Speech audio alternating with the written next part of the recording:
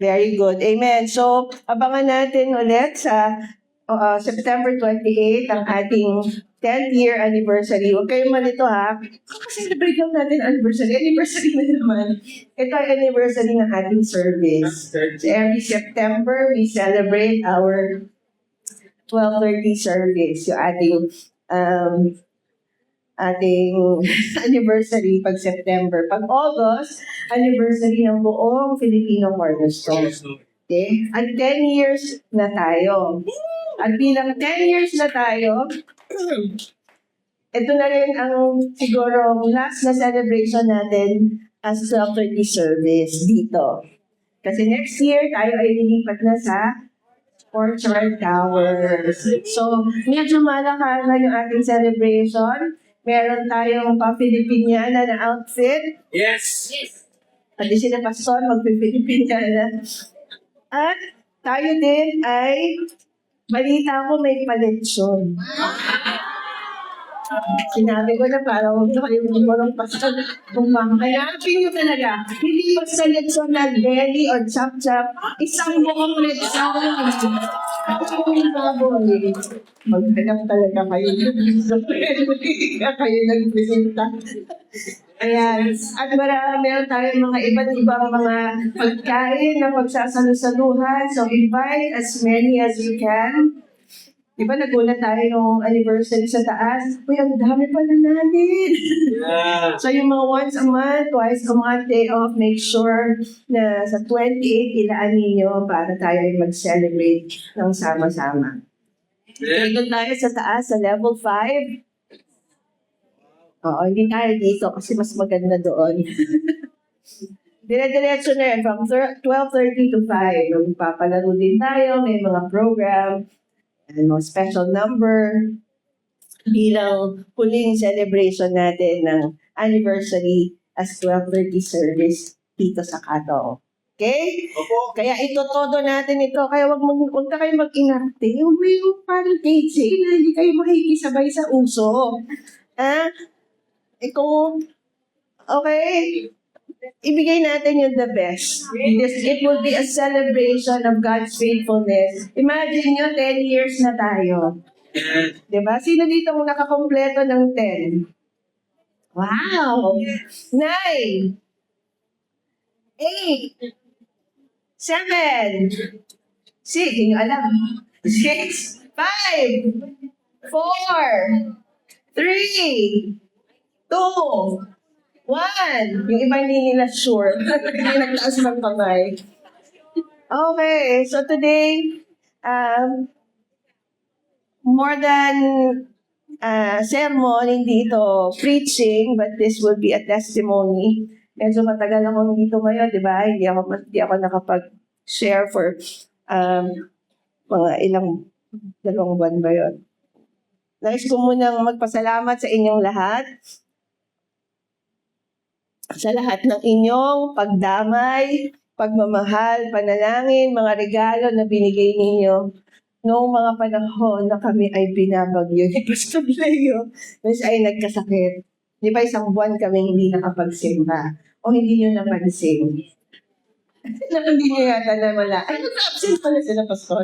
Kasi absent din pala kayo. Alam niyo yung nangyari kay Pastor Leo, di ba? June 27, he was rushed into the hospital's emergency. Muntik na ako magpa-ambulansya kasi hindi na siya makagalaw, hindi na siya makahinga. And 1 buwan kami hindi nakapagsimba noon. It was a sudden, hindi mo ina-expect na mangyayari. Hindi ko man lang naisip. For many years, ang testimony namin dito palagi, salamat sa Panginoon, ilang taon na kami dito sa Singapore, hindi pa kami nagkakasakit ng malubhan, hindi kami nadadala sa ospital. Tapos biglang, ito kasi si Pastor Leo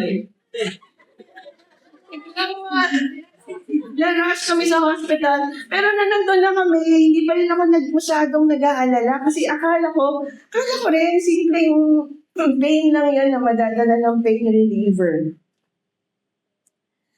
It was sudden, it was unexpected. Dumating kami doon mga alas 8, mga 8:30 in the morning. Tapos, dinala sa doon sa emergency room. Ako ay nasa labas lang. Nag-aantay ako doon. Ine-expect mo na after ilang oras, okay na yun. Kasi papainumin na siya ng gamot. Lalabas din kami mamaya. Sabi ko, anong oras na? Hindi pa rin. Pero salamat sa inyong mga panalangin. Alam nyo, isa kayo sa mga tumukod at nagbigay ng lakas sa amin ni Pastor Leo. Ramdam namin yung mga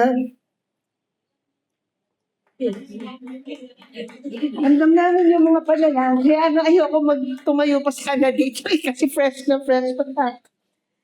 Kaya ramdam ko yung mga pagmamahal ninyo at panalangin ninyo sa amin. Kahit hindi kayo nakadalaw sa ospital, pero yung mga messages ninyo, yung mga binigay ninyo, napakalaking bagay yon.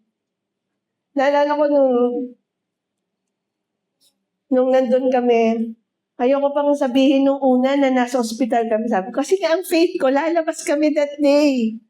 Pero nung alas 5 na, alas 6 na, parang walang, isa pa yung preacher nun, parang malabo yata. Kasi hindi tumatalab yung gamot sa kanya. Hindi nawawala yung lagnat at pain. Tsaka lang ako tumawag kay PH. Nagpa-rescue na ako. Kasi baka atakihin sa puso si Pastor. Kung tawagan ko siya, Pastor, alas 7 na, hindi kami makakapunta, ikaw mag-preach. But I want, kaya si PH yung tinawagan ko because we also want covering no mga oras na yun. At yung, grabe naman, may sa background music.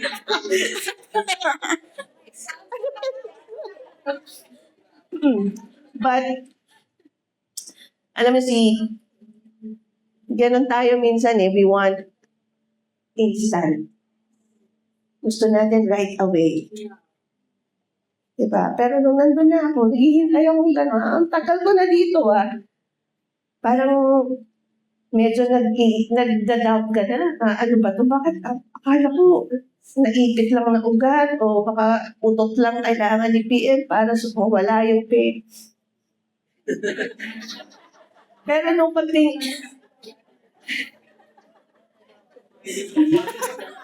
kinabag lang. Pero nakita ko na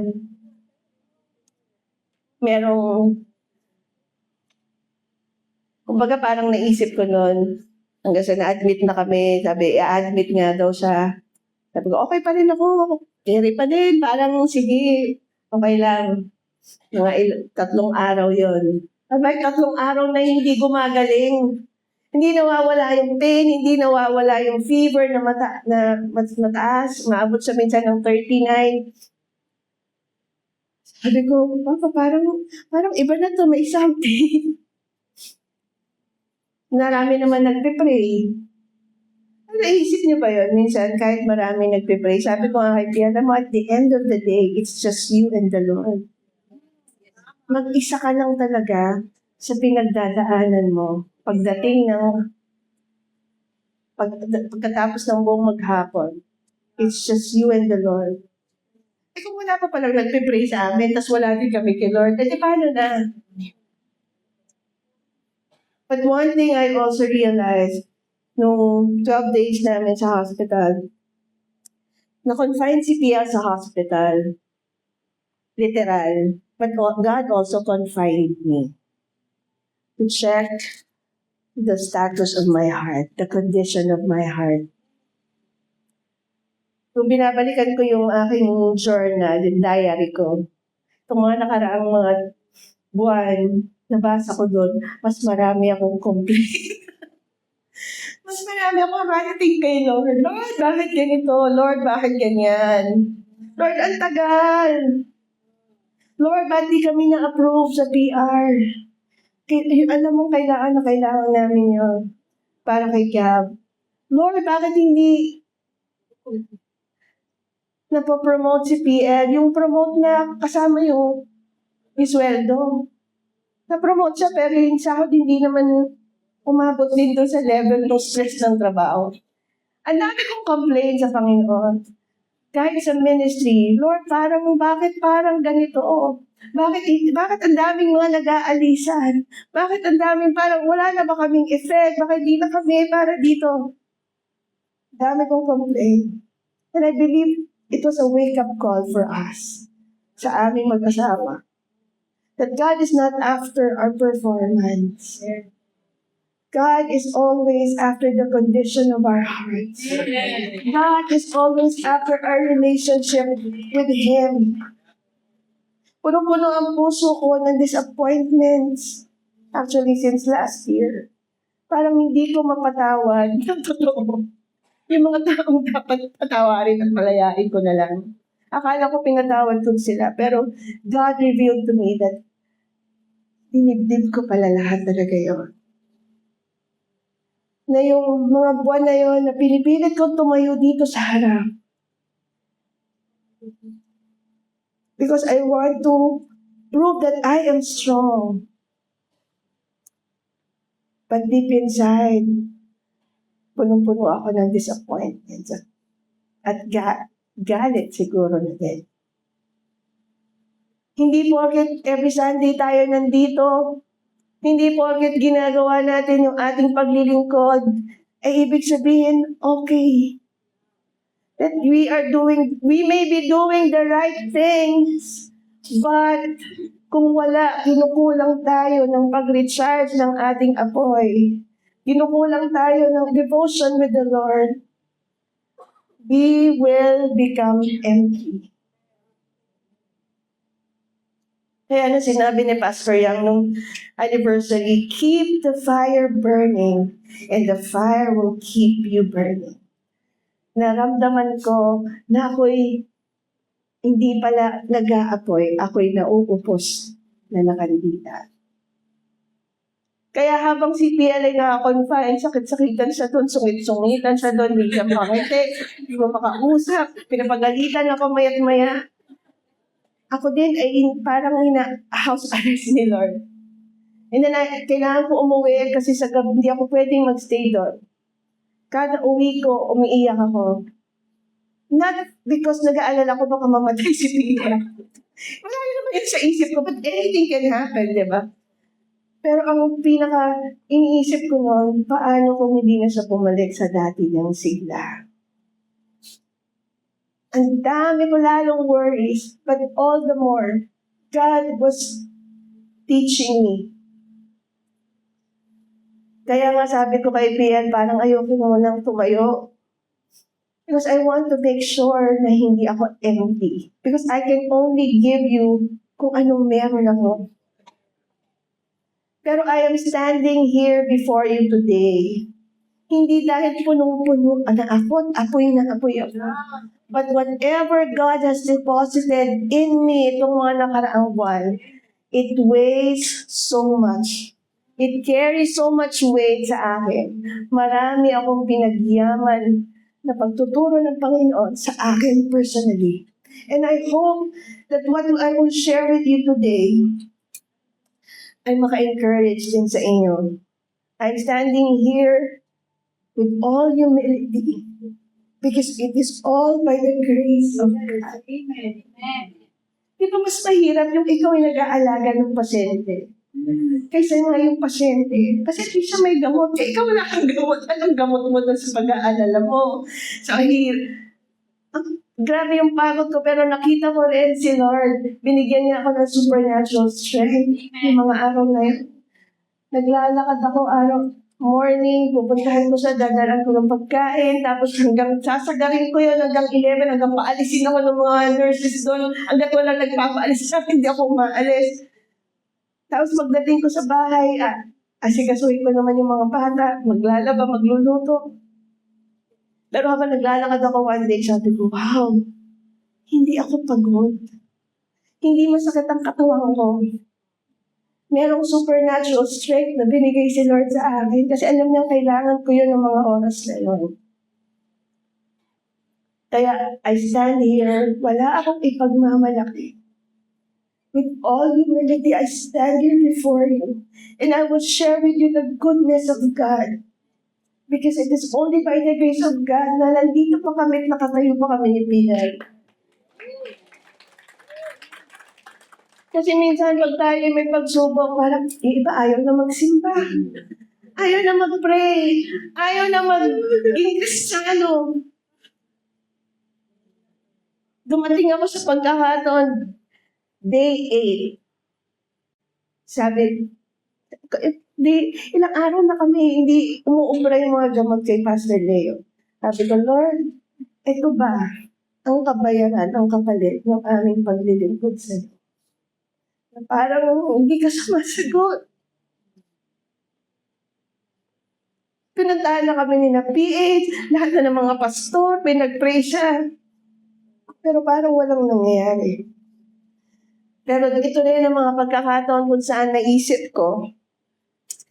Ito yung mga pangyayari sa buhay natin na nagtataka tayo, bakit nangyari? Ito yung mga panahon sa buhay natin na natatakot tayo, paano kaya kung ganito? At paano kung anong mangyayari? Pero ito rin ang mga pagkakataon na masasabi natin, ako masasabi ko, salamat at nangyari yun.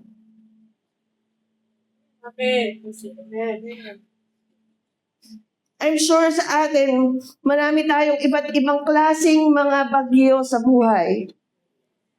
Tama? Yes. Sino walang bagyo? Hindi ka Pilipino kung hindi ka nakaranas ng bagyo. Marahil yung pinagdaanan nga namin ni Piat ay walang-wala sa pinagdaanan ninyo. Si Ate Arwel, andito ba siya? Yung kapatid niya, hanggang ngayon may sakit pa din. Meron kayong kamag-anak, asawa, kapatid, magulang na hanggang ngayon may sakit pa din. Minsan hindi mo na alam, susukuan ko na ba ito? Lord, kunin mo na lang kaya. Di ba?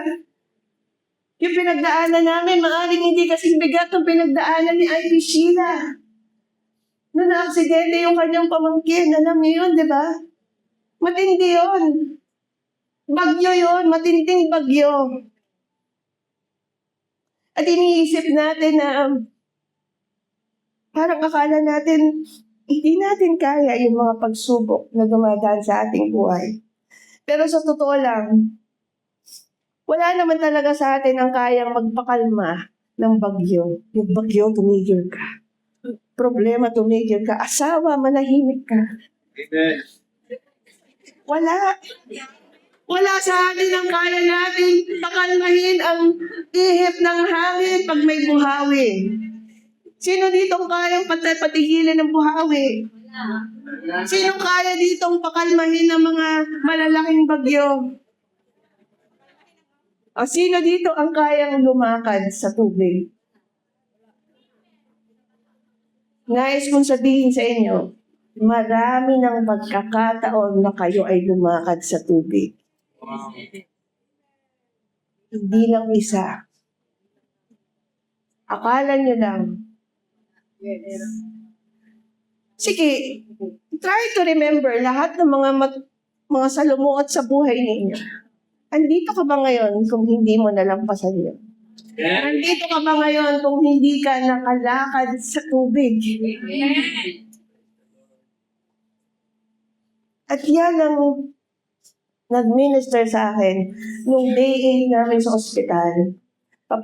Every morning, kasi pwede lang ako dumating 11 o'clock na. 9 o'clock nagra-rounds yung doktor. Eh, di ba parang abnormal naman to? Bakit yung doktor pupunta doon at magsasabi ng sa pasyente, wala man lang kamag-anak. Eh, paano ko atakayin sa puso niya sa sinabi? So, every morning, pag nagising ako, tinatanong ko siya, dumating na ba yung doktor? Pero nung araw na yun, sabi niya, dumating na, pero mamaya ako na lang ikukwento sa'yo. Ay, ako pag mga ganyan nakakatakot. Hindi, sabihin mo na hindi ko magpapakainin. Sinabi niya sa akin, dahil hindi tumatalab ang mga gamot, sabi ng doktor, tutubuhan siya. Naglalakad ako doon sa basement ng parking. Papunta na ako. Iyak ako ng iyak. Tapos sinasabi ko, Lord, wag naman. Sabi ko kay Lord, grabe ka na. Kasi hindi ko ma-imagine si Peter may tubo.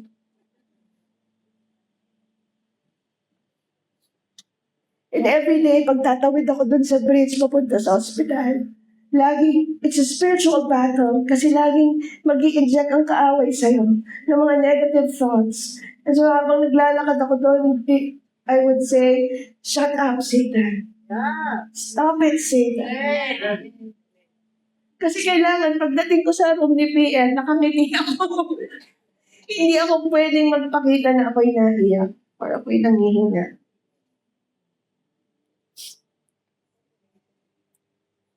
At nung pinuntahan ko siya noon, alam ko yan takot kasi yan sa ospital. Kaya alam mo yung asawa, alam mo yung pain, mas nararamdaman, mas doble yung pain sa atin. Kasi alam kong mahina siya sa ospital, ayaw niya sa ospital, ayaw niya ng amoy ng ospital, ayaw niya ng dugo, kasi damakmak na blood test na ginagawa sa kanya. Mahina ang tolerance niya sa pain.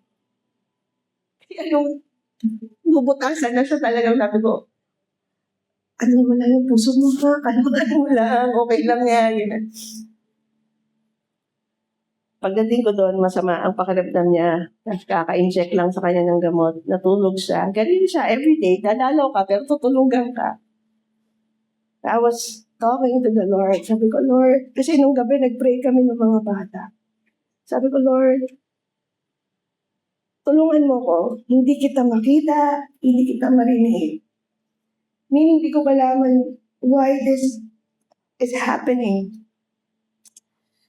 And then the Lord reminded me, parang bigla ko naramdaman may mga humahampas na mga alon habang ako'y nakapikit, nakaupo ko dun sa dulo ng bed.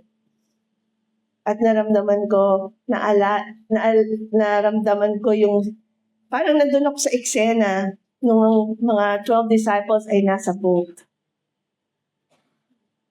Alam niyo yung kwento na yon? Yes. Anong senaryo dun sa kwento? Gabi na yon. At paggabi, madilim. Walang Meralco doon. At hindi kalmado ang tubig. Sabi doon, matlakas ang hampas ng mga alon. There was a thunderstorm. Siguro may mga kidlat-kidlat pa. But all of a sudden, nakita ni Peter, nandun si Jesus. Nakatayo. Doon, medyo banda doon. Hindi siya malapit sa kanya, banda doon. At tinanong ni Peter, sabi niya, Lord, is it you? Ikaw ba yan, Panginoon? Ako'y naiyak, sabi ko, itong pinagdadaanan naming bagyo, Lord, ikaw ba yan? Imagine nyo, sa bagyong yon, sa lakas ng hampas ng alon, gumukulong, kumikidlat, madilim, nakita niya si Jesus. And then Peter stepped out of the boat. Sabi ni Jesus, yes, it's me. Lord, kung ikaw yan, hayaan niyong lumapit ako sa'yo. And Jesus said, come. And one thing I realized, sa ating buhay Kristiyano, hindi palaging walking with Jesus. Hindi palaging walking hand in hand with Jesus. Sometimes, God is calling us to come to Him. Sa gitna ng mga bagyo ng ating buhay.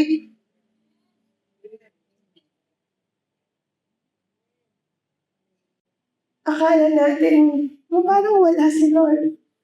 Kasi nandun si Lord. Nais niyang lumapit tayo sa Kanya. Diba? Totoo naman, pag may mga pagsubok, doon tayo lumalapit sa Panginoon. Kaya kung hindi ka pa lumapit sa Panginoon, ay lulubog ka na.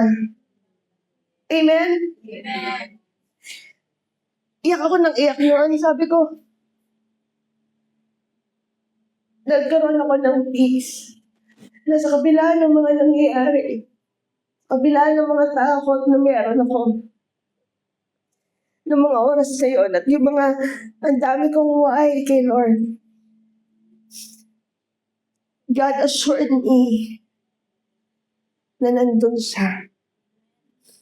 Alam niyo yung kwento na yon, Si Jesus ang nagsabi sa kanilang sumakay kayo ng bangka at magkita tayo doon sa kabilang ibayo. The other side of the, ano ba yun? River ba yun or ano? The lake. Nandun ako magkita tayo doon sa kabila. But at that time, Jesus was not doon sa pangbang. Jesus was right there in the middle of the storm. Nasa kalagitnaan sa ng pinagdadaanan nila Pedro. Bagamat sinabi niyang, sumakay kayo ng bangka, magkita tayo doon sa pangpang. Pero nakita ni Peter si Jesus right in the middle of the storm. At nakatingin sa kanila. Although yung mga 12 disciples, they were all safe. Hindi sila lumubog, di ba? Hindi sila napahamak. Pero hindi kagaya ni Peter. Hindi nila na-experience yung na-experience ni Peter who walked on water. Kaya wag lang kayong magaling magpa-pray. Nakita ko doon parang yung mga disciples, ito yung mga Kristiyanong, pa-pray lang ng pa-pray. Pero ayaw lumakbang sa pananampalataya. Amen? Hindi na tayo mababayaan ng Panginoon. But if you want a supernatural experience, we have to step out of the boat just like Peter. Amen? Huwag kayong masanay na kami kayo nagpapapray. Kaya nga kami, pag may pinagdadaanan, halos ayaw namin sabihin sa inyo. Hindi dahil nagyayabang kami na kaya namin, but because we want to claim na kaya namin. Ipag-pray ang aming mga sarili at kami isasagipin ng Panginoon. Although marami tayong masisipag na prayer warriors dito, pero sinasabi ko sa inyo, step out of the boat. Step out in faith just like Peter. Amen? Andyan pa ba kayo? And wala akong mga points or anything, pero gusto ko lang i-share sa inyo yung mga deposits ni Lord sa akin. God assured me he was in the middle of the storm. God is also always on time. Ang hina. Tingnan niyo, pati pag amen, di kayo maka-agree. Ibig sabihin yung mga pananampalataya ninyo ay alanganin. Pag may sinabing tama dito ang pastor, laksan ninyo yung amen ninyo para lumabas ang pananampalataya ninyo kung wala. God is always on time. Yan, kumbinsin niyo yung sarili niyo. Kasi kung hindi namin kayo makonvince, wala nang makakapagpakonvince pa sa inyo. Amen? God is always on time. Una-una, kung medyo na huli, kung makita niyo yung x-ray ni PL, hanggang dito na yung fluid, halos nasa puso na niya. Kung nahuli-huli ng kaunti, ay bakit talagang hindi na ako, biyuda na ako ngayon. Biyuda de Peralta. But God was always on time. And His timing is always perfect. His timing is always right. His timing is always intentional. His timing is always with a purpose. Kaya kung nananalangin kayo para sa mga kasama niyong walang hiya, hintayin niyo ang araw.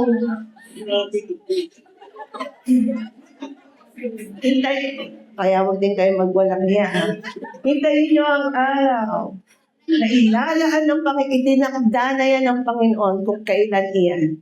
Maghintay ka lang. Whether tigukin siya ni Lord or pag-ayusin kayo ni Lord, salamat sa Panginoon. Amen? Amen. His timing is always on. God is always on time. Amen. Hallelujah. At isa pa, ito, di ba? Ayan, nakalampas na kami. Okay na, nakalabas na kami. Hindi ko iniisip yung bayarin. Kasi ang relax na relax ako. Bukod na may faith ako kay Lord, yung insurance doon sa company na PL ay maganda, mahusay. Dumating ang bill. Akala namin, ito lang pala, ganyan lang pala. Yun ang babayaran namin. Hindi pala na-cover ng insurance ang hospital bills dahil masyadong malaki. Galit na galit ako. Sabi ko, umalis ka na dyan sa kumpanya nila. Huwag ka na, mag-resign ka na. Bahala na sa sabi ko. Inis ako kasi buhay na sa trabaho. Malaki naman ang sahod. Tapos hindi na cover ng insurance, mas malaki pa yung babayaran namin.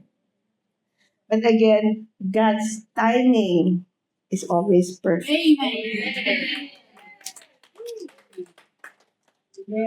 Pikat ng mata. May dumating na blessing si Lord para punuan yung a portion of it. Tinignan namin yung aming bank account. Uy, pasok. Meron lang matitirang kaunti. Nagpasalamat kami sa Panginoon because still, kahit konti lang yung matira, may pambayad ka. Sabi niya kasi, credit card na naman. Sabi ko, utang pa rin yan. Pero salamat sa Panginoon. Sabi namin, isasamba namin sa mukha nila yung cash. Kasi cash namin binayaran. Galing ni Lord, di ba? Umiyak ako noon kasi sabi ko, wala kaming pambayad. Pero may dumating. At merong naitabi. Kahit konti na lang yung natira, at least nabayaran. O di wala na. Hindi na namin iniisip.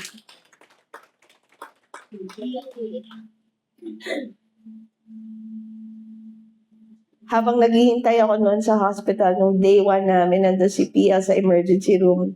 Sabi ko, naiinip na ako. Ang tagal naman. Maghapon na ako dito. Pagtingin ko sa paligid, kasi nung dumating kami, wala pang tao, kami pa lang. Maaga kasi. Habang tumatagal, ang dami na namin, puno na kami doon sa nakapo kami. I realized, hindi lang tayo ang nasa season of waiting. Meron ding iba. Kaya huwag tayong mainip. Titingnan ko sila, naghihintay din sila. Pero wala silang Jesus. Kaya wala silang pag-asa. Hindi nila alam kung paano, anong mangyayari, saan sila kukuha ng pambayad, ano kayong sakit, paano gagaling. We have advantage. Yes, Meron amen. tayong Jesus. Hindi kasi ako patient na tao kung mainipin. Pero grabe, tinuruan ako ni Lord na maghintay. At tinuturuan niya pa rin ako hanggang ngayon. Kaya hindi pa tapos ang aming bagyo. Nung ako may sakit na naman, nilalagnat na naman. Naghawa siya sa akin. Siya ay nagkasakit. Sabi ko, ibalik mo sa akin. Binalik niya sa akin kahapon. Eto tuloy ngayon. Ako yung may sipon at ubo na naman. Nagpapalit-palit na lang. Masyadong nagmamahalan. Tinawag din siya for a test sa tuberculosis. Tinawagan siya ng isang agency sa government. Kailangan mong magpa-test, mag-blood test ulit para malaman kung ikaw ay may tuberculosis. Seryoso. Sabi ko, ano ba naman? Hindi na natapos. Hinintay pa namin yung result. Pero siyempre, we will believe the report of the Lord kasi yung last x-ray niya, sinabi, it's all clear. Alam mo na, nag-pray kami nung day 7, in that night, sabi ko, nag-pray kami ng mga bata sa bahay. At ang prayer namin, sabi namin, Lord, help us to see your light. We want to see Jesus, not our circumstances. Ayoko nga minsan tignan si Pian kasi awa. Hindi mo ma-imagine si Pian na parang walang kalatoy-latoy na parang konting intog, konting kibot. Hindi mo ma-imagine siyang ganon. Kaya awang-awa ako sa kanya. Sabi ko, Lord, I don't want to see him. I want to see you. And the Lord gave me the verse, Psalm 23, verse 5, sabi niya, even though I walk through the shadow of the valley of the shadow of death, I will fear no evil, for you are with me. And he reminded me of Philippians 4:13, I can do all things through Christ who strengthens me. And Isaiah 9:43 verse 12, they that wait upon the Lord, he shall renew their strength like eagles. Kaya kung kayo, bilang pagtatapos, you are in the middle of the storm, I want to assure you today, ako mismo magagarantiya sa inyo. Jesus is there in the middle of the storm. Hahanapin mo lang siya pagkat gusto niyang lumapit tayo sa Kanya.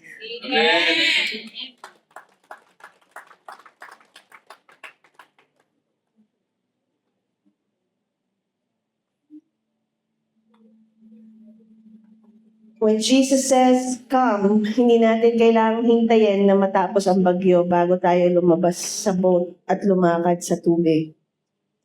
We can step out, one step at a time. Kahit na madilim ang paligid mo, ask the Lord to shine His light. Alam niyo, nung araw na yun, pagdating ko sa, nagbabasa ako ng devotional ko. Dahil yung prayer namin nung gabi, Lord, we want to see Jesus. We want to see the light. Sabi nung devotional ko, the light of God is smiling upon you. At nung nakita ko si BN, abay sabi ko, bakit kagwapo mo? Ba't parang wala kang sakit? Ang aliwalas ng kanyang mukha nung dinalaw siya nila, nung ating mga leaders. Ba't parang wala namang sakit si Itay?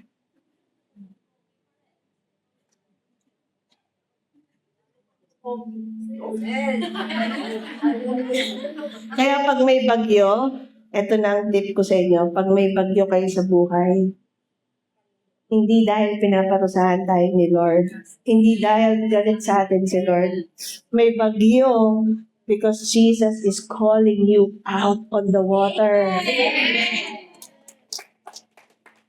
Jesus wants you to step out of the boat and walk on the water and walk towards Him, papunta sa Kanya.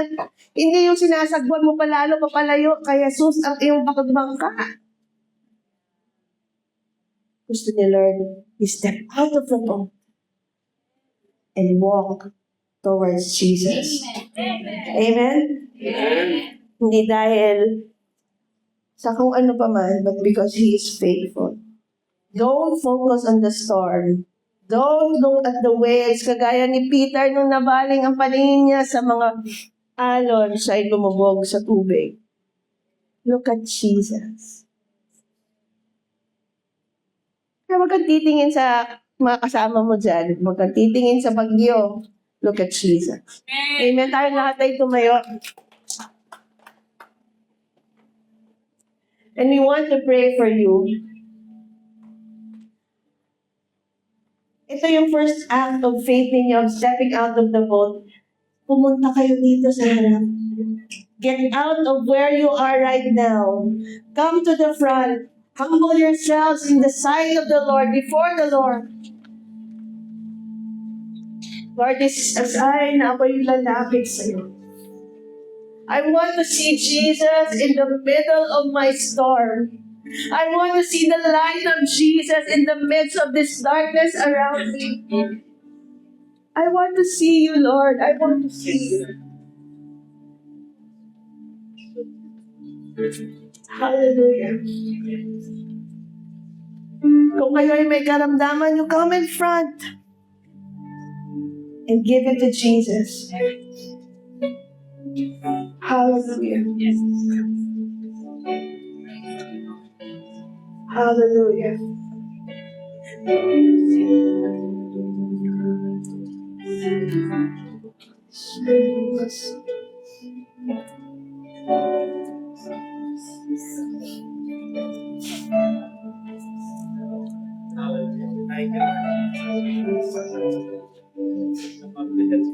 Hallelujah. Salamat, Panginoon.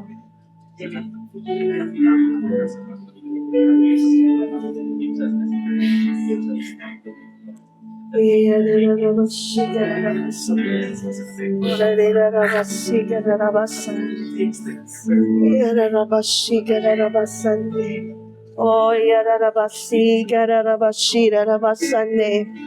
Oh, rarabashi, gararabasane, rarabashi, gararabasane. Hirarabashi, gararabasane. Ate Sheila, God is with you.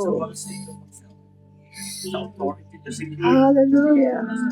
Hirarabashi, rarabakanda, rarabashi, rarabasane. Oh, rarabashi, rarabasi, gararabasane. Yararabashi, gararabashi, rarabasane. Yararabashi, yararabashi, gararabashi, gararabashi. Oh, yararabashi, gararabasane. Yararabashi, yararabashi, gararabasane. Oh, yararabashi, gararabasane. Yararabashi.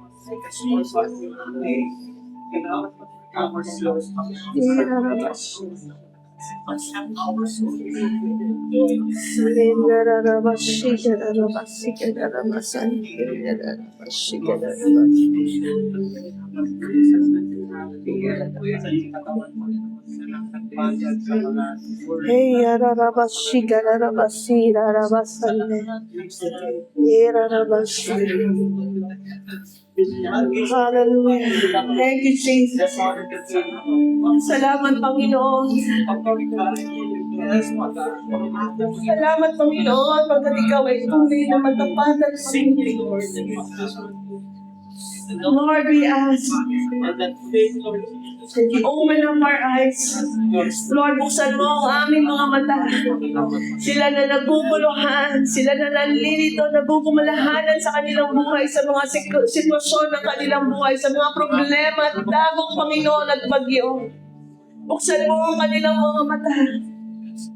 Makita ka nila, Panginoon, you're there with us in the middle of the storm. Give us faith, Lord.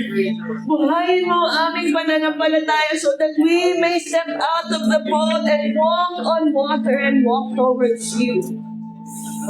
Nais mo lamang, Panginoon, na kilalanin ka pa namin. Nais mo pang ipahayag kung sino ka sa aming mga buhay. Kaya tinatawag mo kami to come, come, come. Walk on water.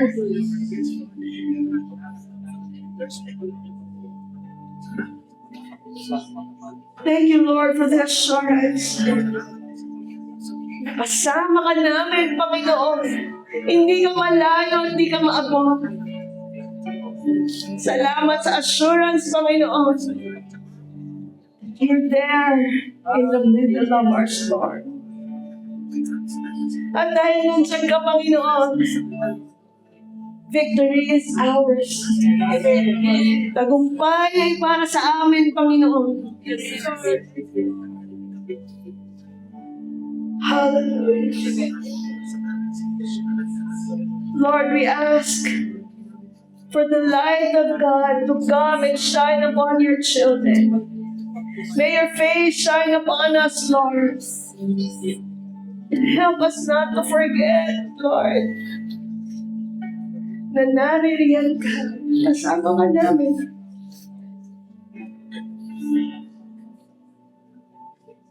At darating ang iyong sagot sa aming mga panalangin in your perfect time. Teach us to wait. Teach us to be patient. Teach us to be humble, that we are nothing without you, Lord, but in you we can do all things through Christ, who gives us strength. Salamat, Panginoon. Hallelujah.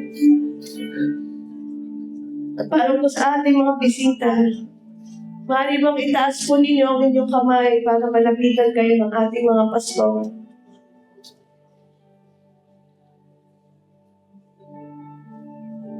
Pastor John, sa harap, sa harap.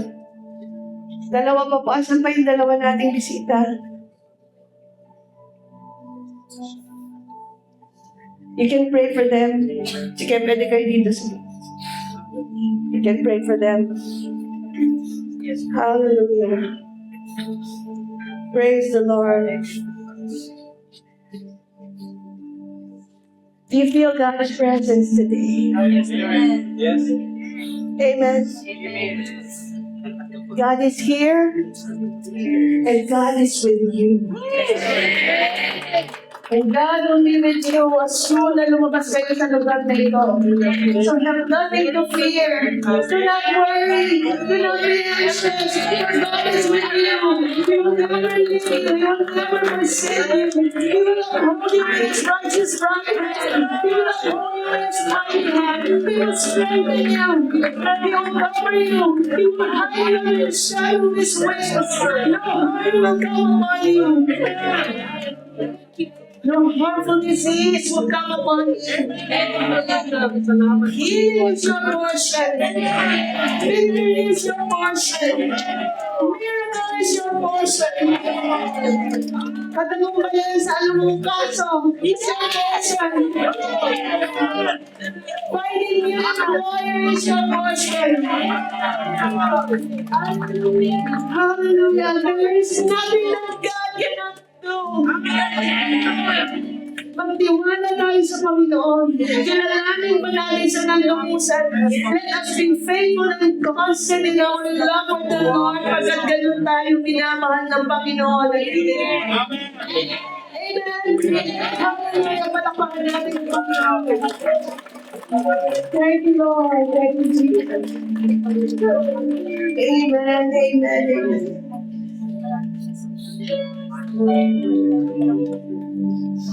Kaya lalabas tayo sa lugar nito, hindi bagsak ang mga balikat.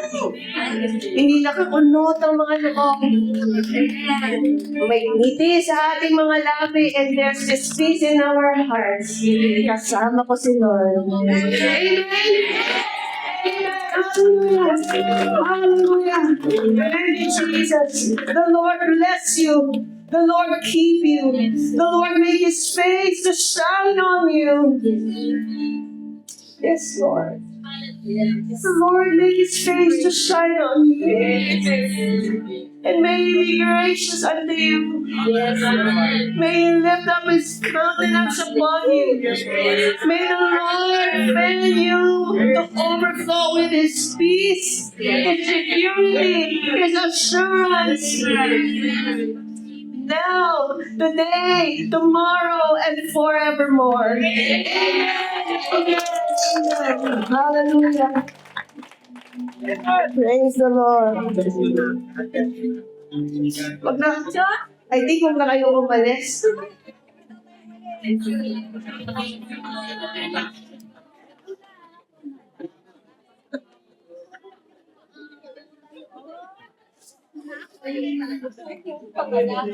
Ay, wala tayong ano. Meron ba tayong tugtog doon? Song? Wala.